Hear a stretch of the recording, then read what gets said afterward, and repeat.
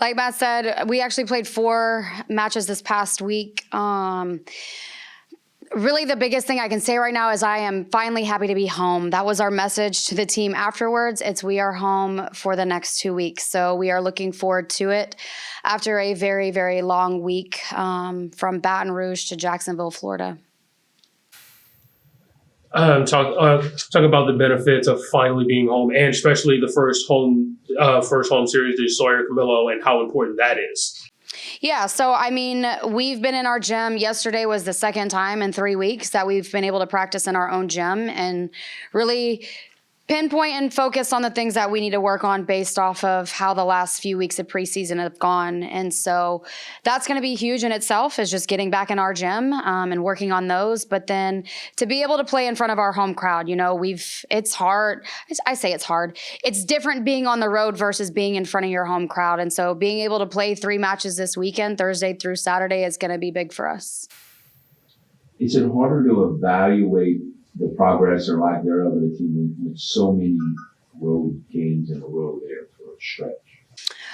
I would say it could go either way, but for us, it's been pretty consistent with what it is. And I've told the team, the staff, that the biggest thing that we need to take away and learn from this season, or the preseason, is that we need to finish. That is the one word that I can come up with what has been consistent and what we need to improve on moving forward.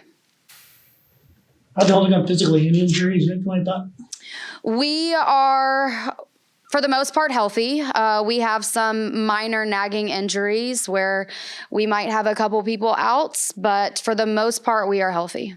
This weekend is the final tournament for your non-conference schedule.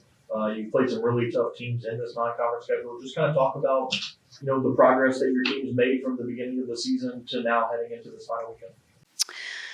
Progress that we have made so far. I think the biggest thing that we've been able to do so far, and where you're going to see it again this weekend, is we've been able to put different personnel on the floor and them kind of figure out each other with different lineups. That is huge because we've told them once we go into conference, it might be something completely different than what we've gone through so far.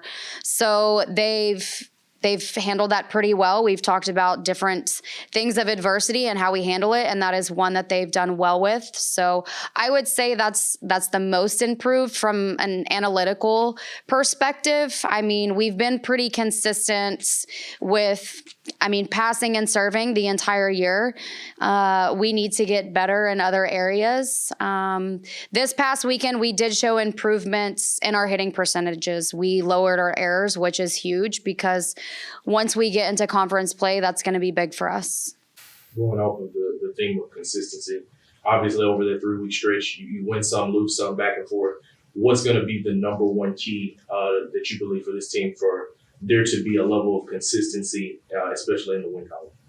We have to know, we tell them as a staff all the time, we believe in you guys. We are this good. We can go and do it. So it's them putting their minds to it and knowing, okay, we can go do this. Because once we get into conference play, it's a different ball game. We're playing the same team back to back. And so you're essentially having to be one step ahead of everybody. It's a chess game. You've got to outsmart them and rework your game plan. And so moving into conference, that's just, we're going to have to put our focus into that and know that if it works the first night, we're going to have to be comfortable with making the changes going into night 2 and know that we still can go win. How encouraging is it to come back home after going 2 of 3 in Jacksonville, including a sweep on the way out? It is nice. Anytime you win, it's nice. But we always focus one match at a time and talk about the past is the past. We can't change anything that's happened. We can only learn from it, whether it's good or bad. And so moving forward into practice tomorrow, we go work on the things that we need to improve on and focus on beating Nicholls State Thursday. Have you seen anything with Nicholls, anything that kind of stands out in your kind of preparations for them?